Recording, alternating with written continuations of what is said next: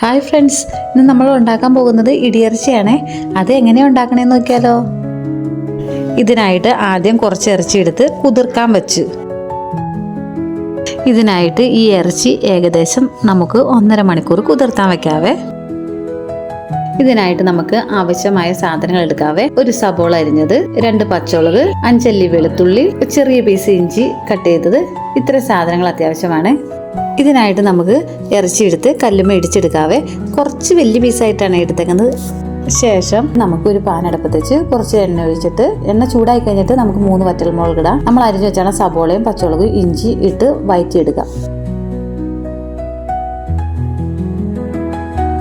വഴറ്റി വന്നതിന് ശേഷം നമുക്കിതിലോട്ട് ഒരു ചെറിയ ടീസ്പൂണ് മുളക് പൊടിയും, 1/4 ടീസ്പൂണ് മഞ്ഞൾപ്പൊടിയും, 1 ടീസ്പൂൺ ഗരം മസാലപ്പൊടിയും, 1 ടീസ്പൂണ് ചില്ലി ഫ്ലേക്സ് ഇടാം.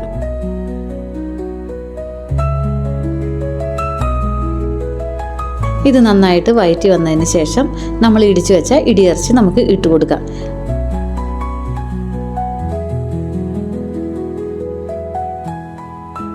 ശേഷം ഇതിലോട്ട് 1 സ്പൂണ് വെളിച്ചെണ്ണ ഒഴിച്ചു കൊടുത്ത് നമുക്ക് ചെറുതീയിൽ വെച്ച് ഇത് ഫ്രൈ ചെയ്തെടുക്കാം.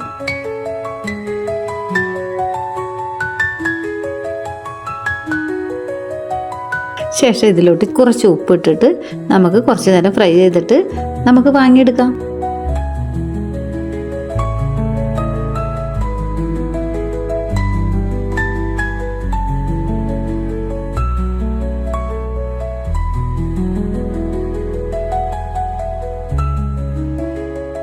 നമ്മുടെ ഇടിയിറച്ചി റെഡി ആയിട്ടുണ്ട്. വളരെ സിമ്പിളാണ്. നിങ്ങളെല്ലാവരും ട്രൈ ചെയ്ത് നോക്കണേ. കൂടാതെ എൻ്റെ ചാനൽ സബ്സ്ക്രൈബ് ചെയ്യാനും മറക്കല്ലേ.